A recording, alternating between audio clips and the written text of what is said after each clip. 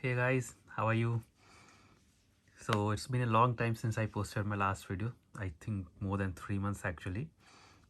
Just give you an update, I went back to India to visit my family and got stuck there because when I went there, the COVID cases were stable, not that much.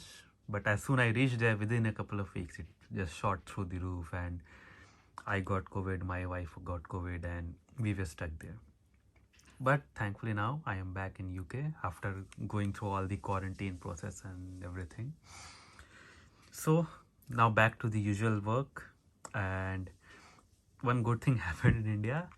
I got the Z Fold 2 in India, and it's actually at a very discounted price in India compared to UK at least.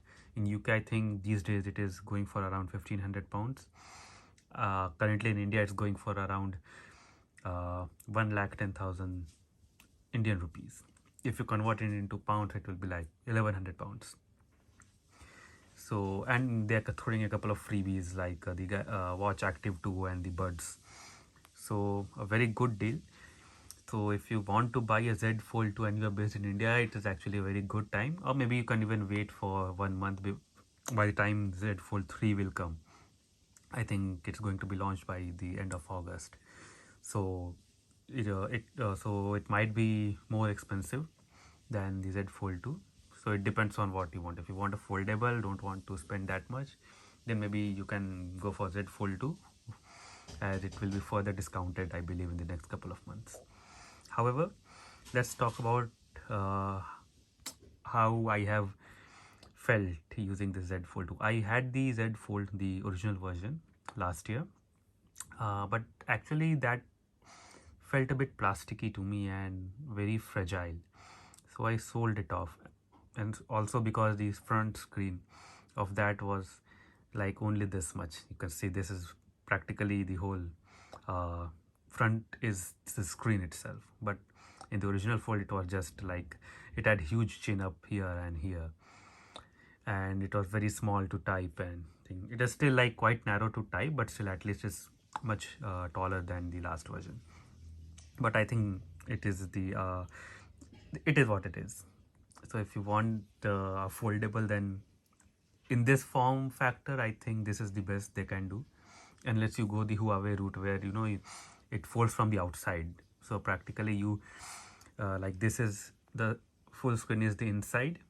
In Huawei, the full screen is on the outside. But that makes the it more susceptible to damage. So my overall impression of using it for the past 3 months is, I mean, I like it. It's a refreshing change over the standard candy bar style phones that we have these days. I have the iPhone 12 Pro Max, which I will post a video in a few days again. I bought it a few months earlier, and but this is the one that I use for work because I use to check my emails, to looking at presentations, etc. For multitasking, this is a very good phone because for presentations especially, I mean, you can see the whole screen, whereas in the normal, even the big phones like the S21 Ultra and iPhone 12 Pro Max, you are still looking at uh, the screen. The presentation will still look small comparatively, but with this it still looks big, like you're looking at it on a tablet. So that is the biggest advantage, I think, the multitasking and the form factor. And of course it also automatically translates to videos also, YouTube videos or Netflix. It is a much better experience watching on this, and the speakers on this are better because of the form factor. It has like two speakers here, so it's a stereo speaker setup, and it is much louder than the normal phones. And overall it is like a flex. I mean, in the public, when you take out this phone and just do this, I mean, people will stare at you that, okay, what is this? And I have had occasions where people are asking me, okay, which phone is it? And people sometimes don't even recognize that this is actually a phone, because foldables are still not that popular. But yeah, I mean, that is, if you want to show off, then of course this is a phone for you. Should you buy it in 2021? I mean, as I said earlier, uh, if you want the best, then wait for a couple of months. In August, the Z Fold 3 will come and it will have S Pen support also. So you can wait for that. Or but if you want to have a foldable and still want to spend a less, then maybe you can go for this when Z Fold 3 launches, because at that point of time this will be even discounted further. And I want to talk about how does it compare to the normal phones, the candy bar style phones. In terms of the day-to-day usage, I mean, yes, the normal phones are a bit more convenient to use because of course this is much heavier than a normal phone. Even the heaviest phones like the S21 Ultra or the iPhone 12 Pro Max are more than 50 grams lighter than this. And I am not using it with a case, but if you put a case on it, and cases for this are very rare and they are heavy also. So if you put a case on this, this will shoot up to more than 300 grams. So that is one thing to consider. If you don't like the heft, then don't go for this phone. It will like to say it will make your pants drop in literal terms. So if you want convenience, then go for the normal phones. But yeah, as I said, that if you want to show off, flex, and are not averse to using these foldable phones, then go for this. However, one point to note is that the camera on this is good but not flagship quality. This is basically the camera that they use on the S20 series. So it is good for normal usage. You won't find it any different than the flagships. But yeah, it has some limitations, like on the S21 Ultra you can go up, you have periscope zoom 5x and 10x. It has only 2x zoom.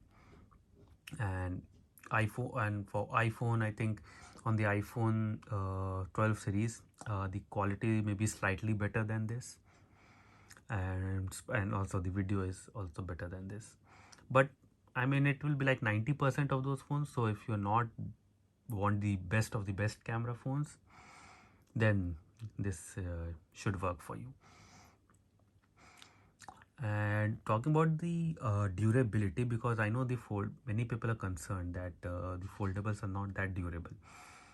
I had the original Fold for around, I think, 7 to 8 months, and it had no scratches or whatsoever on its screen.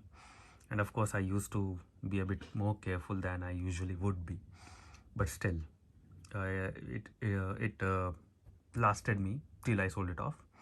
And this is like I bought it 3 months ago and it still like doesn't have any scratches. So I have not removed the screen protector as many people do, but I do like clean it with the wiping tissues or something from time to time, because the screen protector does gather a lot of fingerprint smudges. And also the back, I got the black version of this phone, and so as you can see, it is a fingerprint magnet, so nothing you can do about it than to just wipe it off. So there's the bronze version, I think, is more matte finish, so that will not show fingerprint. So if you hate the fingerprints, then go for the bronze version. I think in terms of other things, the battery life, I think, is on par with the other normal phones. It is not great as the iPhone 12 Pro Max. iPhone 12 Pro Max has the best battery life, I think, among all the current flagship phones. So it is not at that level, but still it is at the level of S21 Ultra. So I think that's it from me in today's video. So just wanted to share my experience of using the Fold. I like it. I use it mainly for my work purpose and for watching videos. And for my personal, I still use the iPhone 12 Pro Max because I want the iMessage and I have invested into the Apple ecosystem. So let me know if you have any questions about Z Fold 2, you want to cover something in specific, then I will do that.